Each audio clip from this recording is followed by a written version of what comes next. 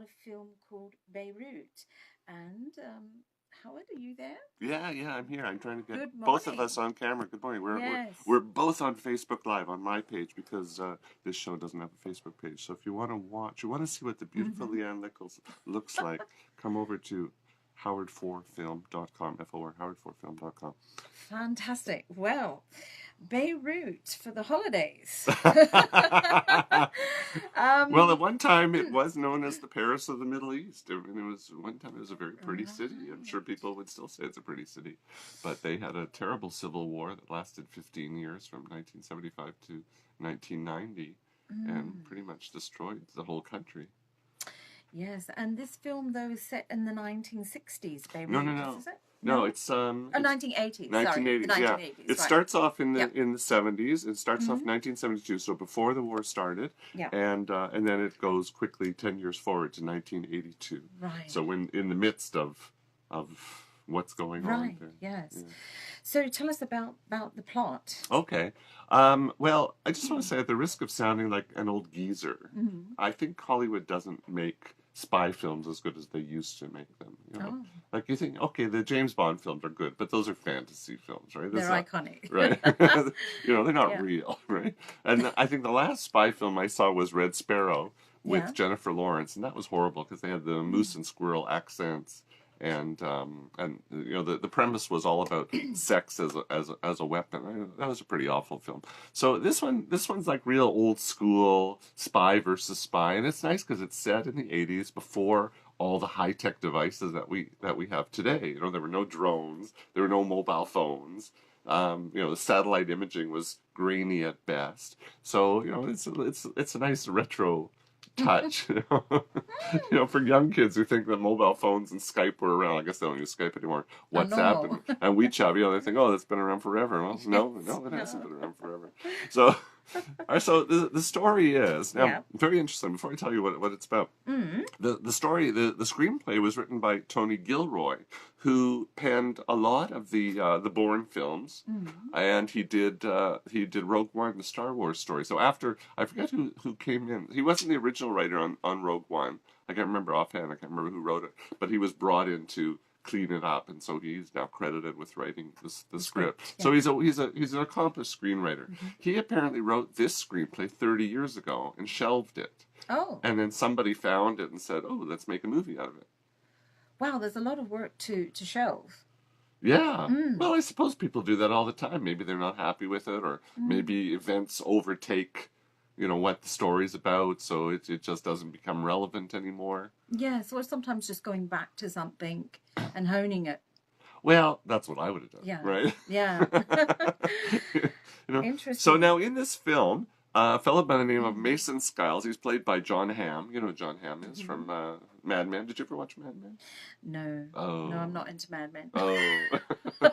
you're into quiet, sane men, right? So he plays this fellow by the name of Mason Skiles. Right. And he's an American diplomat based in Beirut in 1972. Excuse me, I have a bit of a cold today. One of these Hong Kong colds. Yes, I can hear it. Yeah, going from hot to cold, I'm a little stuffed up.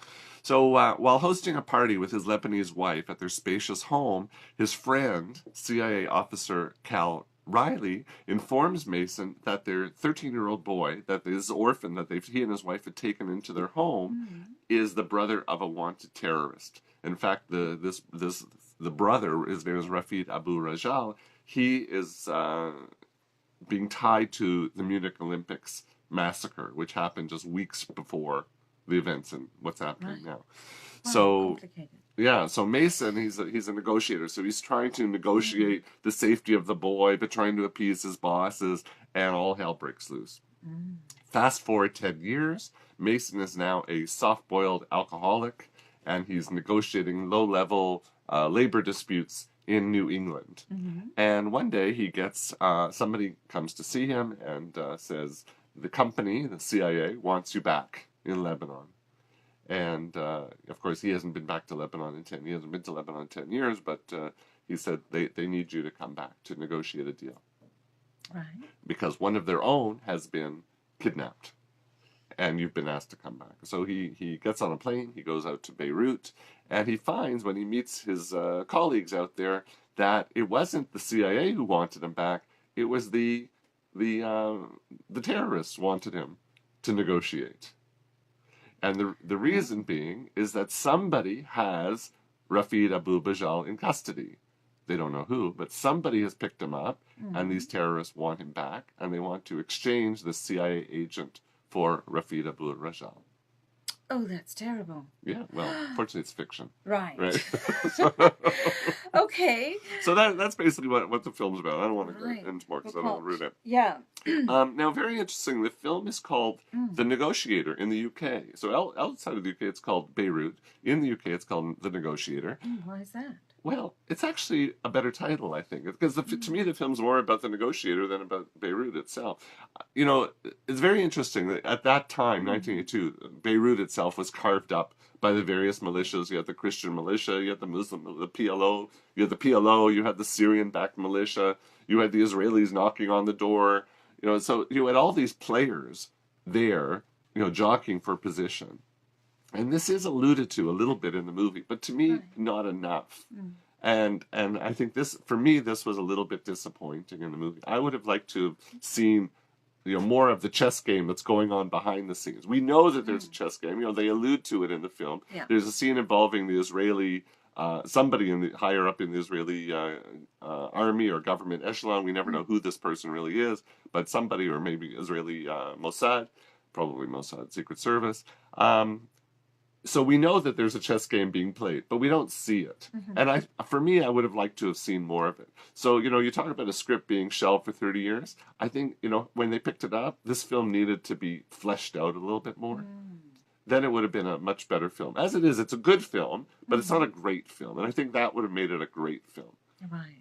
Now, as far as acting goes, you have John Hamm, who's pretty much playing Don Draper, the character he played in Mad Men, because he's a great talker, he's an alcoholic.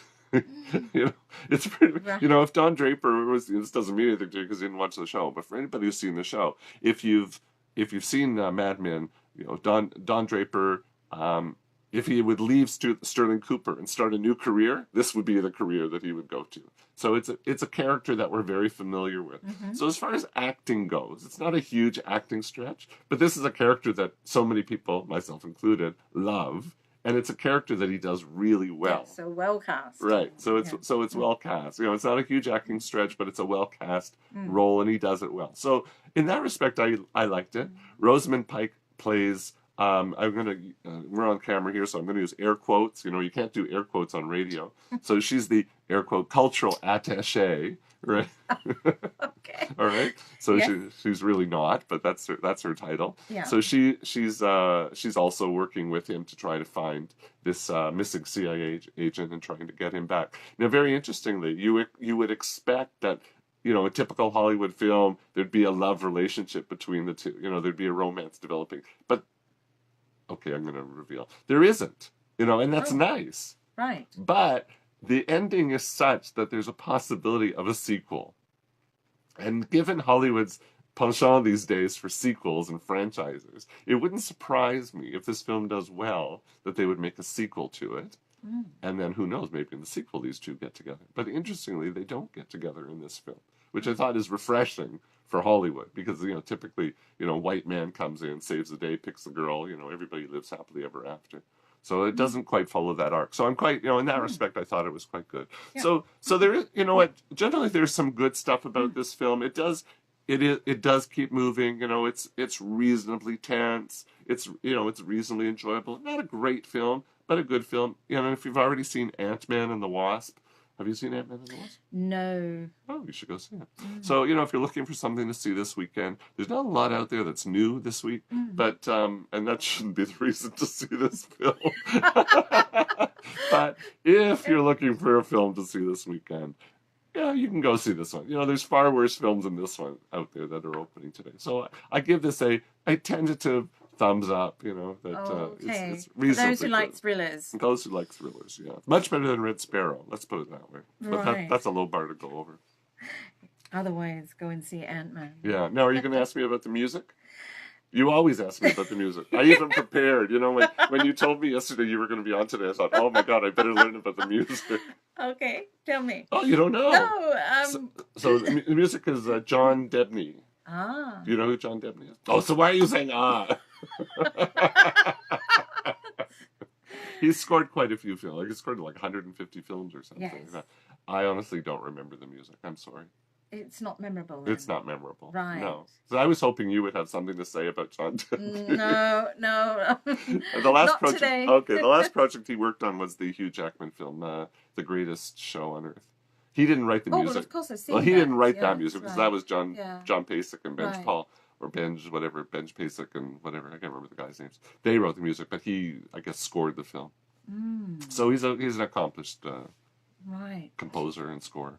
But that's all I know about him. And this is filmed in Beirut. Is filmed No, in it's filmed Morocco. in Is Morocco that and right? Tunisia. And Yeah, Tunisia. I don't know how they did all the scenes of destruction. I guess they did it in with CGI. Looked really good. You know? And did it look 80s? Yeah. No, it was it was very well done. Yeah, Right. yeah. In Yeah. that respect, it looks very authentic. Yeah. Not that I've been to Beirut either now or back in the 80s, but it looked reasonably authentic. Yeah.